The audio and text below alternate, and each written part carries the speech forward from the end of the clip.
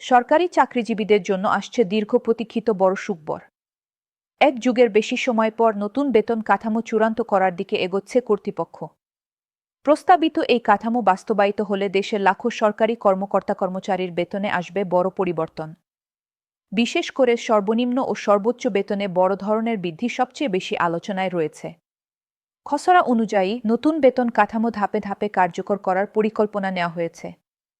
প্রথম ধাপে নির্ধারিত সময় থেকে আংশিক বাস্তবায়ন শুরু হবে এবং পরবর্তী অর্থবছর থেকে পুরো কাঠামো কার্যকর করার লক্ষ্য নির্ধারণ করা হয়েছে। এর মাধ্যমে ধীরে ধীরে পুরো ব্যবস্থাটি বাস্তবে রূপ পাবে। বর্তমানে সরকারি চাকরিজীবীদের সর্বনিম্ন বেসিক বেতন ৮,০০০ টাকার কিছু বেশি। নতুন প্রস্তাবে সেই বেতন প্রায় দ্বিগুণেরও বেশি বাড়িয়ে ১৮,০০০ টাকা বা তার কাছাকাছি নেওয়ার কথা বলা হচ্ছে। এতে করে নিম্নস্তরের কর্মচারীদের দীর্ঘদিনের আর্থিক চাপ অনেকটাই কমবে বলে আশা করা হচ্ছে। অন্যদিকে সর্বোচ্চ বেসিক বেতনেও বড় ধরনের পরিবর্তনের প্রস্তাব রয়েছে।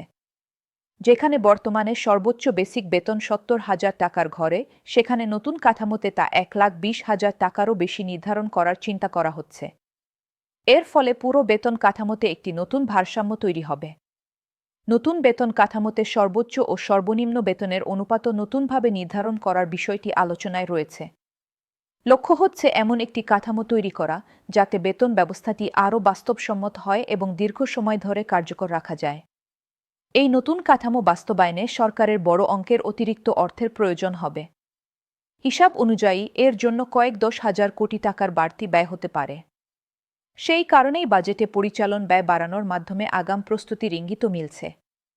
সংশ্লিষ্টরা বলছেন, এটি একটি ধাপে ধাপে বাস্তবায়নযোগ্য বড় অর্থনৈতিক সিদ্ধান্ত। বেতন কাঠামো প্রণয়নের সঙ্গে যুক্ত ব্যক্তিরা জানিয়েছেন, দীর্ঘ 10 থেকে 12 বছর পর এই বেতন পুনর্গঠন করা হচ্ছে। তাই এতে নানা দিক বিবেচনা করতে হচ্ছে। কর্মচারীদের জীবনযাত্রার ব্যয়, বাজার পরিস্থিতি, রাষ্ট্রের সামগ্রিক অর্থনৈতিক সক্ষমতা সবকিছু হিসাব করেই এই কাঠামো তৈরি করা হচ্ছে। এ কারণে সবাইকে কিছুটা ধৈর্য ধরার আহ্বান জানানো হয়েছে। বলা হচ্ছে, রিপোর্ট জমা দেওয়ার পর তা পর্যালোচনা করে বাস্তবায়নের চূড়ান্ত সিদ্ধান্ত নেওয়া হবে। পুরো প্রক্রিয়াটি সময়সাপেক্ষ হলেও শেষ পর্যন্ত বাস্তবায়ন হবে, এমন আশাবাদী ব্যক্ত করা হচ্ছে। বর্তমানে দেশের প্রায় ১৫ লাখ সরকারি কর্মকর্তা ও কর্মচারী আগের বেতন কাঠামো অনুযায়ী বেতন ও ভাতা পাচ্ছেন। নতুন বেতন কাঠামো কার্যকর হলে এটি শুধু বেতন বৃদ্ধির বিষয় নয়, বরং সরকারি কর্মচারীদের জীবনমান উন্নয়নের একটি বড় পদক্ষেপ হিসেবে দেখা হচ্ছে।